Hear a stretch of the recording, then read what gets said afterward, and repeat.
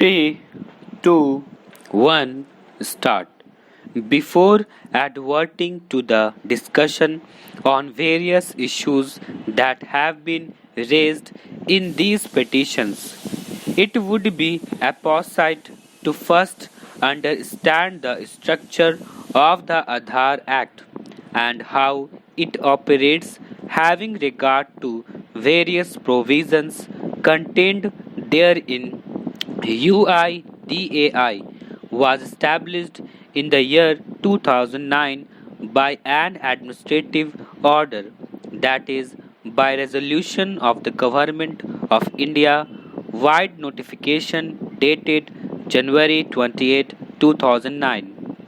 The object of the establishment of the said authority was primarily to lay down policies to implement the unique identification scheme of the government, by which residents of India were to be provided unique identity number. The aim was to serve this identity, which is unique in nature, as each individual will have only one identity with no chance of duplication. Another objective was that this number could be used for identification of beneficiaries, for transfer of benefits, subsidies, services, and other purposes. This was the primary reason, viz. To ensure correct identification of targeted beneficiaries for delivery of various subsidies, benefits, services, grants, wages, and other social benefits schemes which are funded from the Consolidated Fund of India.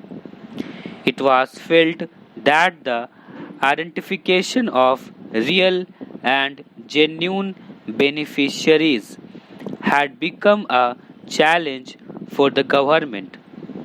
In the writ petition number 494 of 2012 and connected matters, it was becoming difficult to ensure that the subsidies, benefits, and services reach to intended beneficiaries.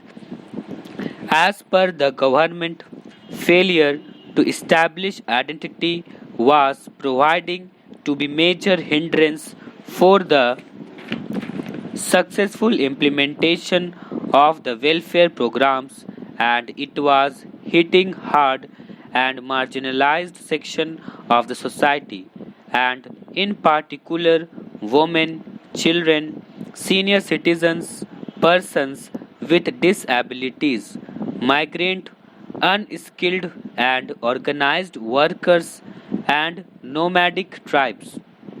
After the establishment of the authority, via the aforesaid notification, it started enrolling the residents of the country under the UIS. These residents also started using Aadhaar number allotted to them. It was found that over a period of time, the use of Aadhaar number had increased manifold. This necessitated ensuring security of the information contained in Aadhaar number, as well as the information that generated as a result of the use of Aadhaar numbers. It was thus felt desirable to back the system with a parliamentary enactment, as all these three kinds of welfare measures are sought to be extended to the marginalized section of society. A collective reading thereof would show that the purpose is to expand the coverage of all kinds of aid, support, utility, or assistance, which may be extended with the support of the Consolidated Fund of India with the objective of targeted delivery. It is also clear that various schemes which can be contemplated by the aforesaid provisions relate to vulnerable and weaker section of the society. Whether the social justice scheme would involve a subsidy or a benefit or a service is merely a matter of the nature and extent of assistance and would depend upon the economic capacity of the state. Even where the state subsidizes in part, the objective of emancipation of the poor remains the goal.